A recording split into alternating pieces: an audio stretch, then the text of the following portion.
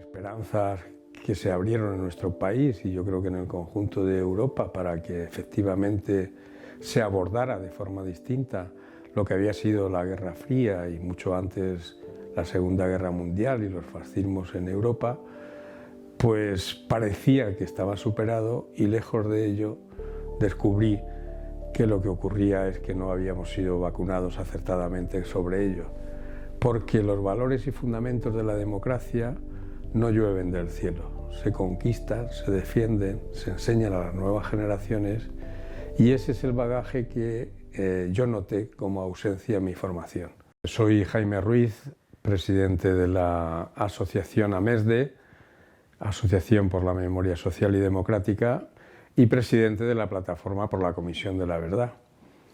Siempre que me preguntan cómo se despertó el interés por la memoria en mi caso, recuerdo que no fue por la educación recibida, ni mucho menos, no fue por mi experiencia familiar, fue precisamente porque acabada una etapa de mi vida en la que había estado dedicado a la educación y a la política, pues tuve que reflexionar sobre qué estaba ocurriendo a final del siglo XX en nuestro país.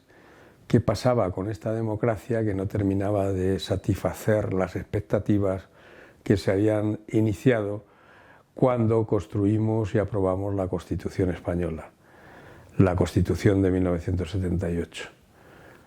No había recibido una educación en valores democráticos, no había entendido muy bien el funcionamiento de la participación política en una sociedad libre, no había sido formado como profesor en los valores que permitieran entender que a través de la enseñanza es básico que la ética y la educación vayan de la mano para que el horizonte de las nuevas generaciones se asienten, y en ese caso también debo recordar que como medio fundamental de la democracia en nuestro país y para reforzar la solidaridad se necesita saber los muchos esfuerzos que ha costado traer las libertades en nuestro entorno.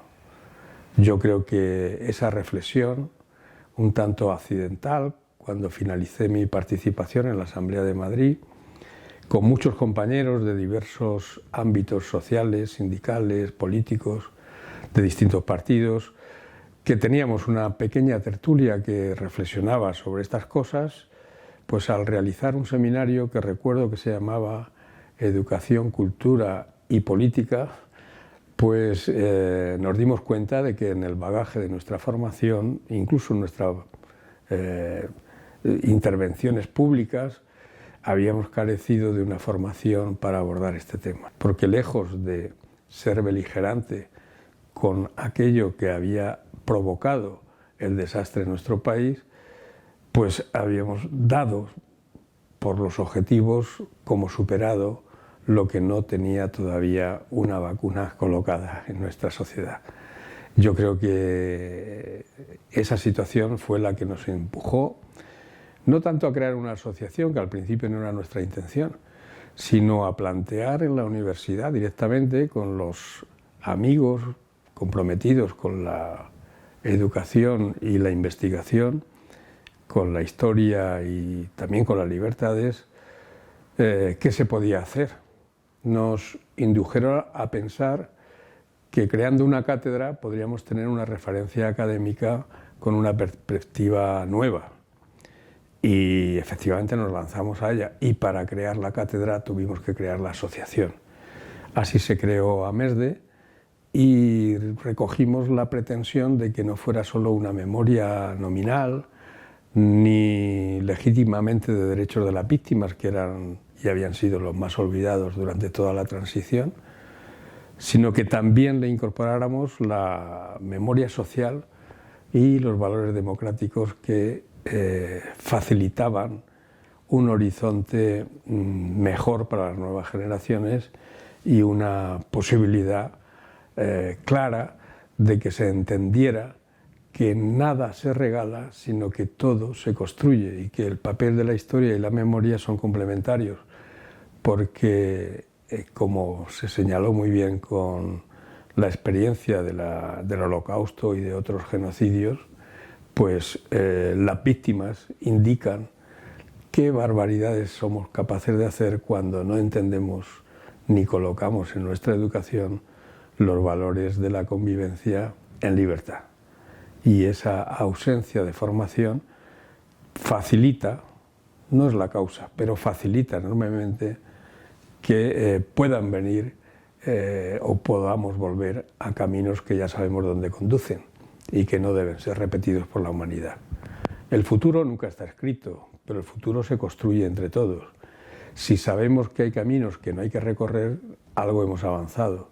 Si además colocamos los mecanismos de convivencia que permiten que el futuro se construya entre todos, pues nuestra opinión es que eso facilita enormemente no solamente que cada vez se haya creado un nivel de esperanza mayor en el horizonte de la humanidad, sino que además seamos capaces de construir entre todos y sea la convivencia el resultado de nuestro propio compromiso en libertad y con la paz necesaria para desarrollar ese tipo de trabajos. Así que nace AMESDE con ese compromiso. Iniciamos el periodo de construcción de los trabajos de AMESDE cuando nos sobrevino el proyecto de ley de 2007. Hicimos unos trabajos y están editados sobre los libros de texto, cómo se abordaba el tema de la memoria y la historia en nuestro país. Un dato que siempre repito porque fue significativo, y estamos hablando de 2007, es que los estudiantes de los institutos en Madrid, participaron en esta experiencia, más de 32 centros, tenían más información y mejor información de la Segunda Guerra Mundial que lo que había ocurrido aquí en la Guerra de España y en la dictadura. Cosa que nos llamó la atención, aunque tampoco nos sorprendió mucho, porque efectivamente, repasando el trabajo de comparación entre los libros de texto, observábamos dos cosas que todavía pesan en la formación de nuestra juventud, y es que, por un lado, se llegaba en los manuales al final del currículum, al final de todo, a estudiar el siglo XX, y muchas veces no se llegaba porque era lo último a estudiar. Bueno, yo mismo cuando estudiaba llegué al 98 y la generación del 27 en literatura, el resto no. Era hasta donde se llegaba en la historia de que te trasladaban en la educación obligatoria y en el instituto. Y el otro elemento significativo es que se entendía que esto de la memoria y la historia era una cosa del pasado, que no despertaba el interés en la gente joven, como si fuera una cosa ajena, que mejor no entrar porque era más problemático que resolutivo, era menos interesante. Pero la experiencia de quienes hemos trabajado con los alumnos y hemos recogido materiales y les hemos dado a ellos un protagonismo cierto en este tema, es todo lo contrario. La mayor sorpresa y más grata es que cuando a uno se le presenta en un centro escolar, en un aula, en un instituto o en cualquiera de los medios donde haya gente joven, sobre su experiencia y su conocimiento de lo que ha sido su familia, en qué ha trabajado, cómo se vestían, de dónde venían, por qué se han trasladado. Yo empecé a trabajar durante una temporada prolongada en Móstoles. En aquella época de Móstoles, cuando yo llegué, habían exclusivamente 4 centros de educación, ningún instituto. Yo estuve allí no llegó a 8 años. Cuando yo me fui, había cerca de 40 colegios y más de 4 institutos. O sea que imaginaos lo que supuso el aluvión de gente nueva. Y yo siempre que iniciaba la actividad con los alumnos, siempre la primera pregunta, sin decir nada de qué íbamos a hablar, era, bueno, que levanten la mano los que han nacido aquí. Nunca había, y las aulas eran de 40, nunca había más de 1 o 2 o ninguno. Nunca. Y claro, la pregunta era, vamos a preguntar en casa, a ver, ¿por qué? ¿Por qué os habéis venido aquí? ¿Por qué están vuestros padres? ¿Por qué? El por qué preguntar y hacerles a ellos partícipe de la investigación. Eso es lo que les permitía entender el valor que tenía precisamente la memoria y la historia. Porque al final del proceso es cuando se pone el nombre a las cosas. Pero al principio hay que decirles que estamos hablando de ellos, que no estamos hablando de un tiempo pasado, ni estamos haciendo ningún tipo de memorialismo de lista, como ocurría en nuestra juventud, de la lista de los reyes godos o de tal, que es una cosa ajena. Eso no es útil. Lo útil es concitar el interés para que sepan que vamos a hablar de ellos y de su vida y de dónde vienen y de su medio y de los trabajos y de la actividad y de la vida y la convivencia y de todo este tipo de cosas. Descubrí también una cuestión muy interesante. Cuando nosotros estamos ya acostumbrados a hablar de dictadura, democracia, monarquía, república, tal, no sé qué, categorías, yo descubrí, y lo descubrí en mi propia casa y en el aula, que esas categorías por sí mismas no les dan ningún significado si no se las traducimos. Yo recuerdo una conversación con mi hijo, siendo un chaval, que le comenté de pasada que cuando llegaba la Semana Santa en este país no había música, no había teatros, no había cine, no había prensa, no había nada. Y su respuesta fue: pues seréis un poco gilipollas, así es que lo recuerdo perfectamente. Y entonces yo le dije: recuerda que te he dicho que era una dictadura. Una dictadura es eso, no que haya un señor mandando u otro. No, es eso, es que eso es un sistema por el cual me obligan a vivir de una manera que no se corresponde con mi dignidad como persona. En los centros escolares ocurría exactamente igual. Se trataba de esas categorías y ese es un déficit enorme que tenemos que decir y reiterar permanentemente. Cuando hablamos de república estamos hablando de democracia. Y en este país no hay mayor identificación que debamos insistir en explicar que la etapa democrática fundacional de verdad, si república es democracia, la democracia española tiene que reivindicar sus periodos de libertades en nuestra historia. Y así es como podemos hacer un continuo que explique a las nuevas generaciones quiénes, cómo y de qué forma se defendieron y llegaron las libertades a nuestro país.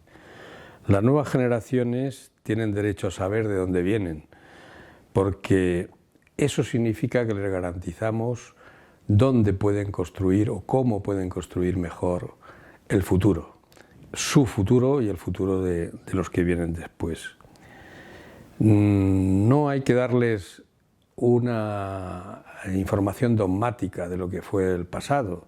No se trata de enseñanzas como las que utilizaron con nosotros, convertidos en dogmas intocables. Se trata, por el contrario, de garantizarles una vida en la que los valores de convivencia, como la participación, sea una práctica diaria de esa existencia. Si practican la participación, si entienden que la gestión pública y privada es algo que se desarrolla en libertad en su sociedad, si ellos son quienes con su opinión y trabajo defienden la forma de vida, quienes a través de la educación y la cultura conforman una convivencia libre, estamos seguros de que no solamente van a vivir mejor, sino que además garantizan un futuro distinto del que nosotros hemos padecido con este tipo de barbaridades, de horrores, de miserias que hemos tenido que sufrir en nuestra historia. Por lo tanto, cuando reivindicamos la memoria y la historia de la democracia, lo hacemos como vacuna que permita evitar caminos que sabemos dónde conducen. Y eso, una y otra vez, hay que repetirlos. Pondré un ejemplo más para señalar, dije antes cómo llegué a valorar el tema de la memoria como un elemento sustancial en la educación de la ciudadanía. Ahora voy a dar un paso más porque también se debe a un hecho y voy a leer la fecha para no confundirme. El Tribunal Supremo, en la Sala Segunda, en su sentencia del 27 de febrero de 2012, dictada en la causa contra el juez Baltasar Garzón, al que absorbió, decidió que no cabe investigar penalmente los crímenes del franquismo y afirma que los delitos se les va a aplicar en nuestro país una determinada interpretación de la amnistía que crea las bases de la impunidad. Pues o han prescrito o no se les puede juzgar. Para nosotros, esa situación, a partir de la sentencia, nos obligó, nosotros como asociación de memoria y muchas asociaciones de memoria, qué hacer ante este hecho inesperado y brutal en cuanto a la pretensión de la defensa de las víctimas de la dictadura. Lo normal hubiera sido que, como ha ocurrido en otros países, a través de las reivindicaciones de esos derechos, la justicia penal, los tribunales españoles, en el marco de la Constitución, atendieran los legítimos derechos de las víctimas. Al día de hoy, todavía más de 150.000 víctimas del franquismo, o en torno a 2.500 fosas mantienen restos sin identificar. Aún hoy hay desaparecidos. Esta situación, estos datos, en los que no hay un reconocimiento evidente, público, de aquellas víctimas de la dictadura, que pueden explicar que gracias a su esfuerzo, a su permanente reivindicación de las libertades en nuestro país, a su lucha contra la dictadura, nos encontramos en la situación que estamos. No llovió del cielo, fue el esfuerzo de muchas generaciones que mantuvieron vivas las ansias de libertad y la lucha contra la dictadura. Esa situación, después de esta sentencia, nos colocó en ese debate. ¿Qué hacer? ¿Cómo es posible? No nos podíamos quedar parados en simplemente lamentar que una sentencia que absolvía al juez, lógicamente porque no había, desde nuestro punto de vista, ninguna razón para haberlo llevado a juicio, pero que en su contenido condenaba a las víctimas del franquismo a seguir sin poder acudir a los tribunales para reivindicar sus derechos. ¿Qué hacer? Y en el qué hacer tuvimos, creo que el acierto de entender que hay un marco que supera la situación nacional, que es el marco de justicia transicional, en el que ya otros países habían desarrollado sus pretensiones de buscar la memoria de la lucha por las libertades y los derechos de las víctimas como fundamento de la nueva etapa de convivencia. Y al buscarlo encontramos precisamente eso, que los marcos internacionales de justicia transicional señalan que aquellas sociedades que han padecido traumas graves con delitos que ofenden a la dignidad humana deben tener mecanismos que, si no se pueden aplicar en su país, se apliquen a nivel internacional. Y así es como llegamos a la conclusión de que nuestro país necesitaba una comisión de la verdad. Una comisión de la verdad que supusiera enfrentarse con el pasado, que supusiera en primera instancia reconocer los derechos de las víctimas y sus familiares, que supusiera que la justicia tuviera en cuenta que la justicia restaurativa es tan importante como la penal y que por lo tanto hay marcos de intervención que hay que desarrollar, y que se tomaran medidas de no repetición, porque tan importante era conocer la verdad como tomar esas medidas para que nunca más volviera a ocurrir en nuestro país algo semejante a 40 años de brutal dictadura. Esas medidas de no repetición son básicas y, como señalaron los relatores de Naciones Unidas que nos visitaron en el año 14, en el 2014, son factibles de realizar, porque a diferencia de lo que hay, yo creo que minoritario sector de la población que piensa que estos temas pueden traernos problemas, hoy la democracia en España, yo entiendo y entendemos desde el movimiento memorialista, que está suficientemente asentada, que no corre ningún peligro, sino al contrario, que puede salir fortalecida si es capaz de mirar de frente lo sucedido y tomar las medidas pertinentes en base a la experiencia que otros países también han realizado, en base al derecho internacional humanitario, en base al reconocimiento de los derechos de las víctimas, para que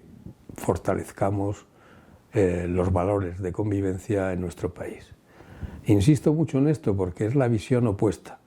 Lo que queremos hacer con la memoria democrática en nuestro país es crear un horizonte más positivo de convivencia que el que tenemos. Algunas de las limitaciones de nuestra democracia proceden de tener un pasado en el que para construir la democracia algunos han confundido el silencio y la prudencia con el olvido, y nosotros reclamamos que la prudencia y el silencio ocasionado por una correlación de fuerzas determinadas no es justificación a estas alturas para que la democracia no ponga al servicio de las víctimas del franquismo los recursos que el Estado de Derecho tiene para ellos. Y no solo en nuestro país, sino a nivel internacional. Nadie entendería que en Alemania existiera una fundación dedicada al homenaje permanente a Hitler, ni nadie entendería que en Italia existiera un permanente homenaje a Mussolini. Por lo tanto, es incomprensible que en nuestro país todavía haya algún sector que pueda entender que puede detenerse a un dictador sanguinario que conculcó el deber de obediencia a la Segunda República, a la que debía fidelidad y juramento de su cargo como militar, que masacró a su propio pueblo, que dejó destrozado el país, pueda tener el más mínimo reconocimiento. Conocimiento de lo ocurrido, sí. Reconocimiento, nunca, porque no es el ejemplo con el que las nuevas generaciones deben construir su horizonte de convivencia y paz.